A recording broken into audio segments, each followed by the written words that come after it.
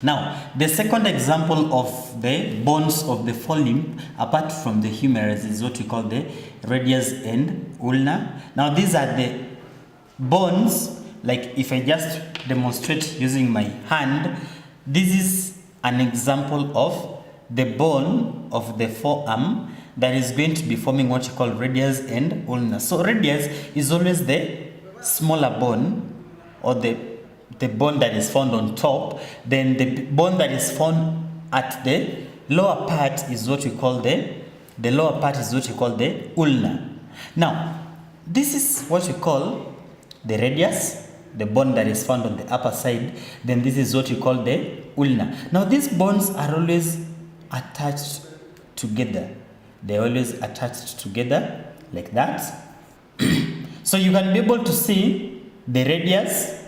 Then on the lower part, you're able to see what we call the ulna. So it is radius and ulna. So radius is the first bone, ulna is the second bone.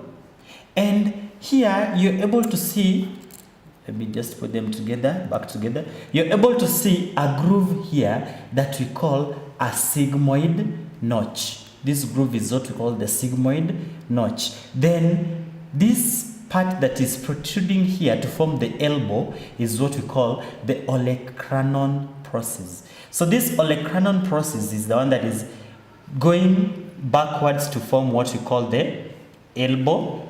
Then this is the ulna, this is the radius. Then this is what we call the distal surface articulating with the wrist bones. The wrist bones are what we are going to be calling the carpals, metacarpals, and the phalanges. So at this particular part, this is what we call the distal surface, as you're able to see, that is articulating with the wrist bones.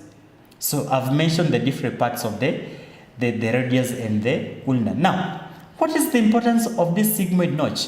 At this sigmoid notch is where we are going to have the trochlea of the humerus articulating onto this part, so that we can have a hinge joint being formed at this particular point on the sigmoid notch. Now, let me demonstrate how the trochlea of the humerus is going to be articulating onto the radius and the ulna.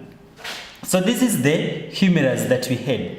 Now, this is the trochlea of the humerus. So when it articulates here like that, it's going to be forming what we call the hinge joint, like that. So that is how the humerus is always going to articulate onto the sigmoid notch formed on the ulna, so that it is moving on one plane at 180 degrees. And that is what we call an example of a hinge joint. So you can see the articulation of the humerus onto the what? Or the trochlea of the humerus onto the sigmoid notch along the ulna. So that is how the articulation is always going to be taking place. Then this upper part is going to be articulating with the glenoid cavity of the scapula. So let's look at the structure of these parts of the radius and the ulna and how they are adapted to their function. So I've said there are two bones found on the forearm, that is the radius and the ulna. Now, radius is found on the side of the thumb. This is my thumb. So the bone that is the bone of the forearm found towards my thumb is what we call the radius. Then the ulna is on the side of the small finger. This is the small finger. So the bone that is found towards the small finger is what we call the ulna. The one that is found towards the thumb, that is what we call the radius. Now, on the ulna is always a projection that we call the olecranon process. Olecranon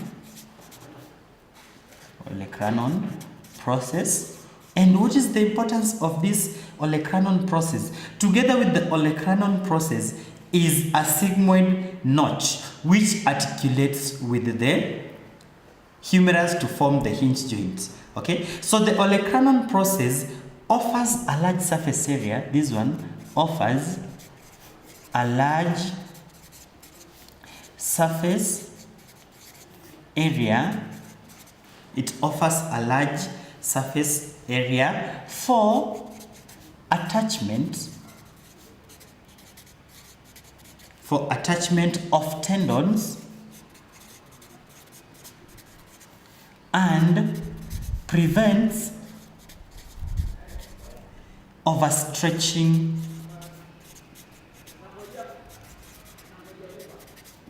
of forearm at the joint. Forearm at the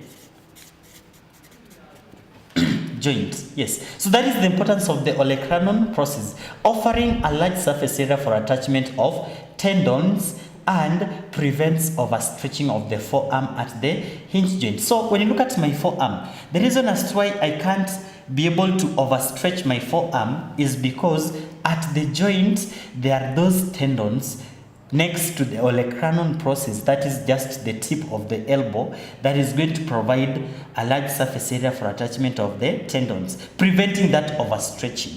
So that is the importance of the olecranon process.